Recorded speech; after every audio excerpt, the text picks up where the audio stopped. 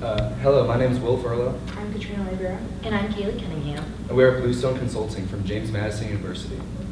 We'd like to thank you, Vair's Board of Directors, for inviting us back to discuss the ethical issues with Vair's current pricing and distribution model. Just to remind the board, at our last meeting, we discussed how, with this current distribution model, the public perception is that Vair is demonstrating monopoly-like tendencies because of how they're exerting total control over their distribution chain and because of how they're intentionally blocking out potential competitors. With the research that we have conducted for you, we have been able to come to the following conclusions. First, Vair is currently in a very vulnerable position. With your current model, not only are you super susceptible to lawsuits, but you're arguably breaking laws such as the Sherman Antitrust Act and the Hatch-Waxman Act of 1984. In addition to this, there are also multiple laws currently in committees in both the Senate and the House of Representatives that, if passed, could seriously disrupt your current business model. All legal factors aside, though, there is a huge ethical dilemma here. Dairy Prim has become prohibitively expensive. Hospital budgets are straining under the pressure of these massive price hikes, and some of the most vulnerable people in our population, our brothers, our sisters, our wives, and even our children, are being forced to make the decision to either take the cost of thousands and thousands of dollars worth of copays or forego treatment. We suggest that the Board of Directors abandons its current pricing and distribution model and adopts an ethically sound model, one where those who need this life-saving drug are able to access it easily. In our ethical evaluation, we asked 8 key questions developed by Madison Collaborative. These are featured on the back of the card that we gave you earlier. These are fairness, outcomes, responsibilities, character, liberty, empathy, authority, and rights. And these are important considerations in any ethical dilemma. And they're easy to remember through the acronym for clear decision making. We'll now walk you through each one of these questions one by one so that the board has all the information it needs in order to proceed forward.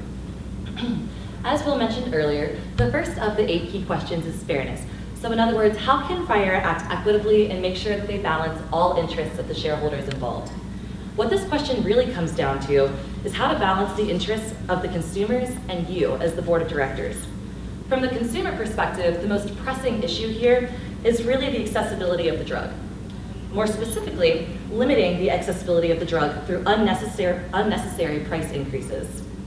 This is leaving our population vulnerable and unprotected. However, we do think that Vair can recoup their costs from research and development without being unethical like this. In the interest of acting equitably, the population that is taking this drug is already at a disadvantage. And the equitable solution leans more towards supporting that population as opposed to the board of directors and the shareholders. Up next is outcomes. What outcomes achieve the best short-term and long-term outcomes? In the short term, it may appear as though you're taking a huge financial hit, and that's understandable because we did recommend such a significant price decrease in your drug. We believe, however, that in the long term, this change will not only allow you to make back all that lost money by increasing sales both domestically and internationally, but Vair will be able to continue operating because they'll be operating within the confines of the law. If this change is not made, you're one lawsuit away from receiving serious fines and possible disruption to your current business model. The next question we discussed was responsibilities. What obligations and duties does Vair have? We believe that companies that own life-saving drugs have a duty to make that drug accessible to those who need it. And if a pharmaceutical company like Vair intends on limiting competition, their responsibility to make that drug accessible increases since they are the sole supplier to their consumers. We also believe that patients have a responsibility to their families and their communities to maintain their health, and that responsibility is becoming increasingly hard to keep up with as the price increases. Lastly, we believe that board members have a responsibility to look at how Vair is acting, barely within legal limits and certainly not ethically, and you should guide your business's ethical practices. Our next question is character. What actions best reflect the company Vair aspires to be? We believe that Vair should adopt a more ethical business model, one that has the triple bottom line in mind: people, planet, and profit. Vair needs to be seen as a company with good moral character that no longer exploits people across the globe for profit. Your mission statement, as you know, is focused on developing therapies specifically targeted to treat patients suffering from serious and neglected diseases with high unmet needs. And this is an admirable goal, but disregarding the financial needs of your consumers makes this goal hard to accomplish, and your company's character will suffer. Our next of the key questions is liberty. So how does respect for freedom, personal autonomy, or consent apply to the situation? We believe that although this board does have the authority to price Daraprim as they see fit, making these decisions without considering the effect on the end consumers, in other words, your patients, ultimately restricts your consumers' individual liberties. Additionally, since Viera is the only producer of this drug in the American market, you have effectively eliminated the option for consumers to find a more affordable option.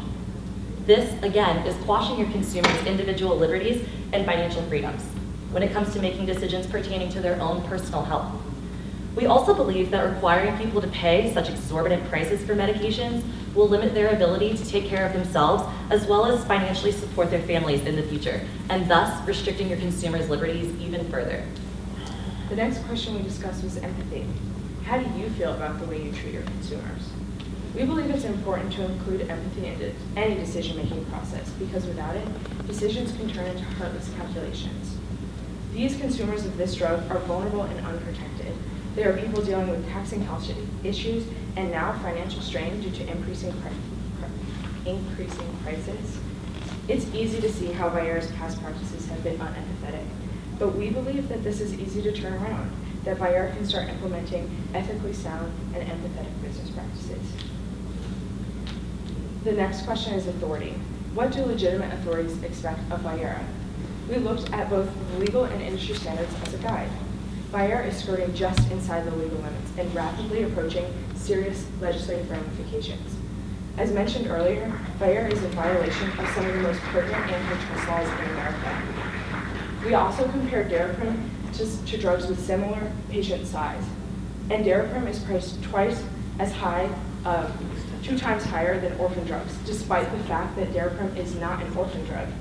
In both of these cases, Viera is not fulfilling the expectations set forth by the authorities. And lastly, we discussed rights. What rights, legal, innate, and social, apply here? We believe that there is an innate right to life, and going hand in hand with that, a humanitarian right to affordable health care. Viera is in violation of the humanitarian right to affordable health care, and therefore is violating the right to life. These patients need Daraprim to maintain a quality of life and to prolong their lives. By acting as a deterrent to life-saving care, Viera is stifling the rights of their consumers.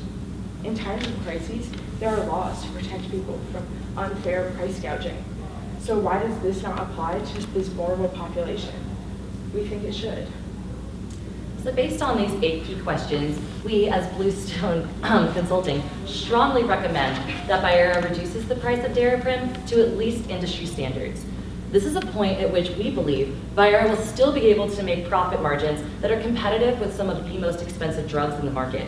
And your consumers at this point will still be able to reasonably obtain this drug without disrupting their current financial status or limiting their future financial capabilities in regards to taking care of themselves as well as their families. We believe that lowering the price would also allow patients more access to brand name Daraprim. This progressive and empathetic step forward would in turn broaden your liberties afforded to your consumers, as well as allow more individuals who desperately need access to this life-saving care, access to the drug. We believe that lowering the price of Daraprim is going to make it infinitely easier for Viera to reconnect with its original mission, to focus on treating and assisting those patients with unmet and very serious needs. If these ethical recommendations are not enough to motivate you into action, just remember, with the pending legal situation right now, you soon may not have a choice. It would be in your best interest to get out ahead of these issues and restore faith in your consumers that you are a morally sound and caring company. Our recommendations here are the best way to move forward for Viera if your end goal is to have a business model that is both logically and ethically sound. For clear decision-making that takes into consideration all of your shareholders and stakeholders, we implore you to consider our solution as we have presented it to you. Thank you very much for your time.